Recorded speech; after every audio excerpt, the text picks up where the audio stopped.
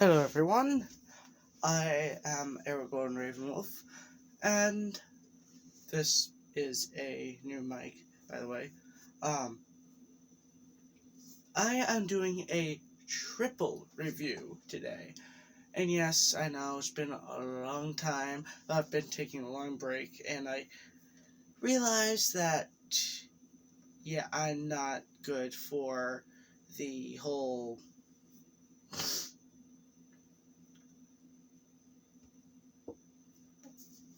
scheduled program, I guess you could say. So, I'm just gonna do a lenient, so there's most likely gonna be a while between each video.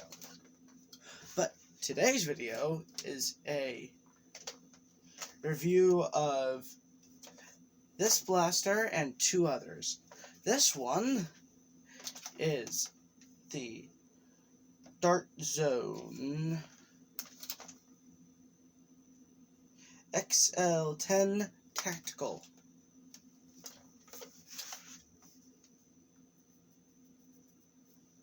It is a pump-action, single-shot spring blaster from Dart Zone. It fires, well, pretty much rifle balls. This is a safety trigger, so you pull this, then, well, it's supposed to fire a little bit finicky. But the main thing that I think most people will get this for is this.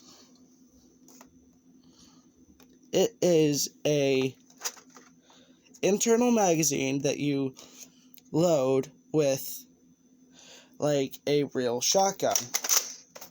And it is now cocked and supposed to fire like that.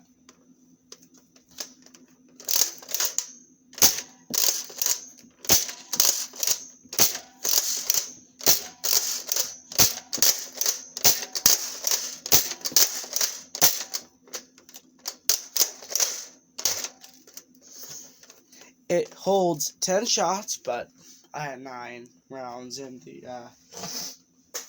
internal magazine.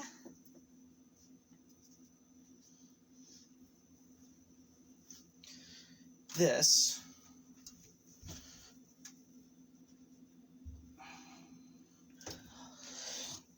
can reach about elite average, so not very good for competitive rival nerf wars, but it is good for a sidearm. And if you're a cosplayer or you just have these guns just to have fun, like most people should, but hey, I can't complain. I like watching those videos and playing with my parents and friends when I get friends. Oh, by the way, gotta have the annual fuck, shit, cock, sucker, to make sure that I can actually have comments on this video. Goddamn YouTube. There are restrictions, and just because I review toys, they shut off my comment section, which I think is complete fucking bullshit. But let's get back to the video. And this is how you load it.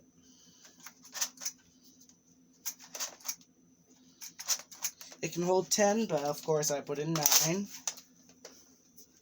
Now, I'm gonna put this on the stove here. And by the way, do not put guns on stoves unless if you are completely sure it's off, because there can be smelling some burning plastic.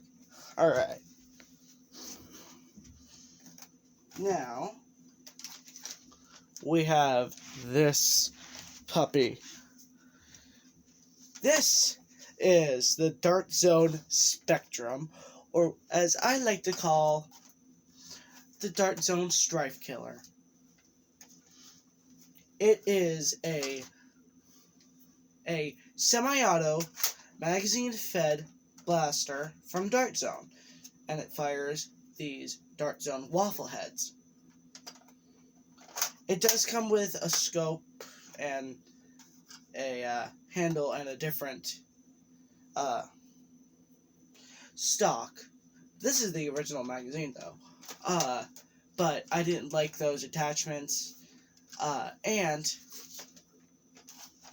I made this sling, so you can use it as a secondary. Because that's why I think this would thrive in. And for the record, even though this says 10 darts, or 10 on it, this magazine can actually hold 12. I'm not joking. You can fit actually it can hold 13. It can actually hold 3 extra darts if you squeeze them. I've probably fired this blaster like 100 times already, and I have not had a single jam. And by the way, that's where the jam door is.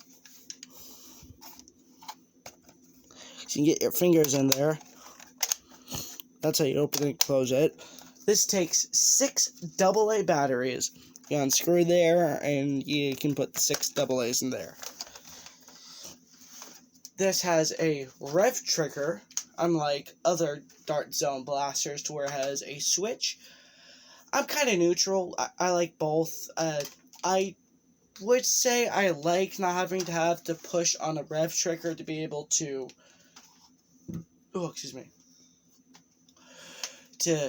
because it's more comfortable, but I like this rev trigger. I think it's one of the best rev triggers I've honestly used. Listen to that roar.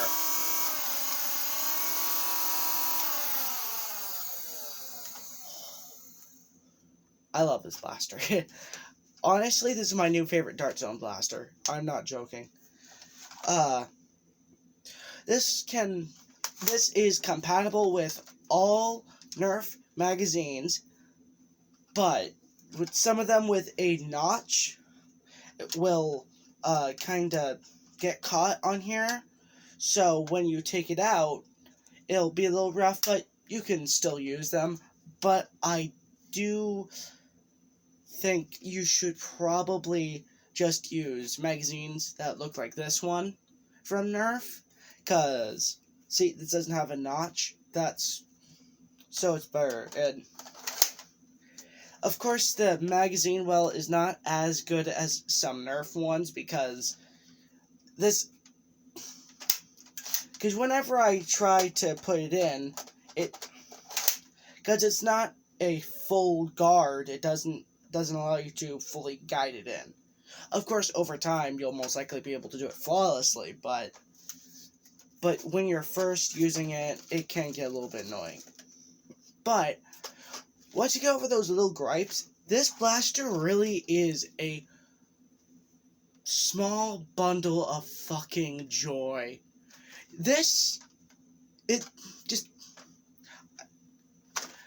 I just want to show you something.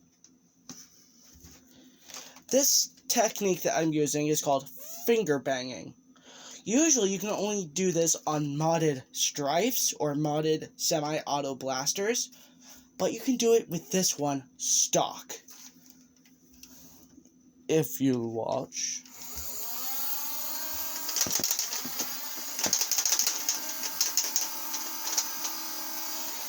Oh.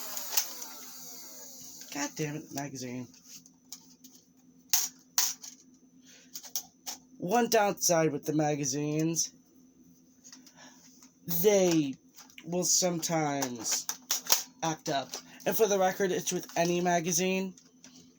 It's not just with this one. Okay, try this again.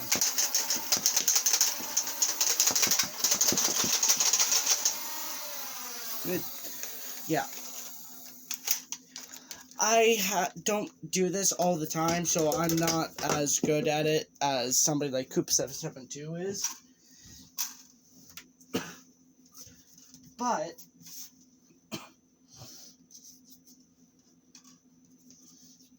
But if you get really good with it, you can fire off a 12-round magazine in seconds. Now, let's get to the god of these blasters. Which, for the record, this is my new favorite rival blaster. This blaster is known as the rival Hades! Oh, yes! I love this fucking thing! Oh, it feels so good in your hands. And this holds 60 fucking rounds. 60!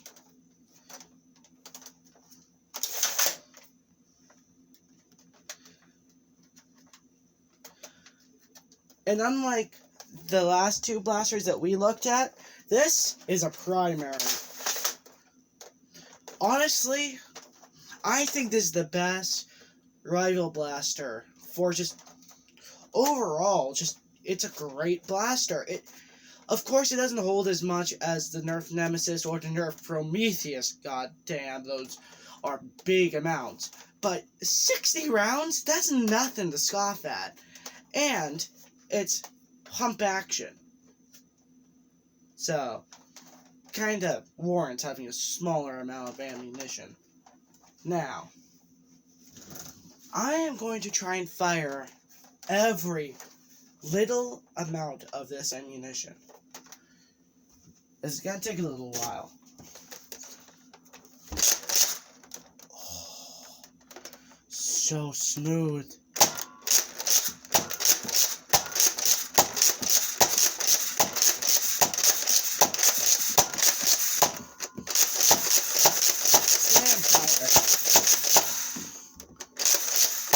Almost fire.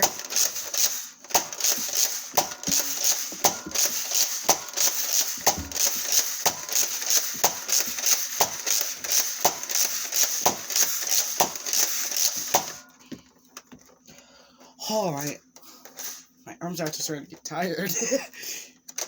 Okay.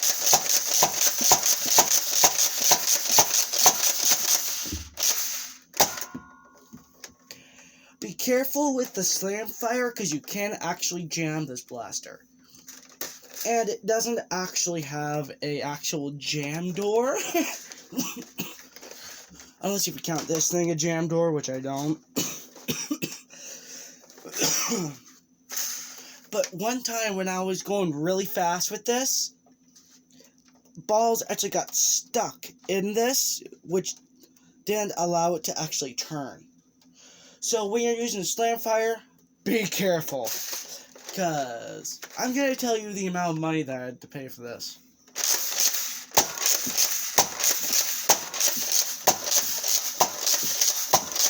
Sorry, all those people that are using headphones.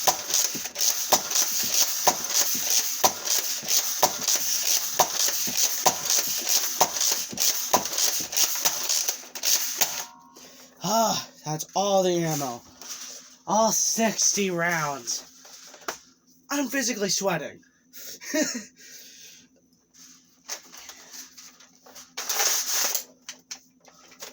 All 60 rounds emptied out.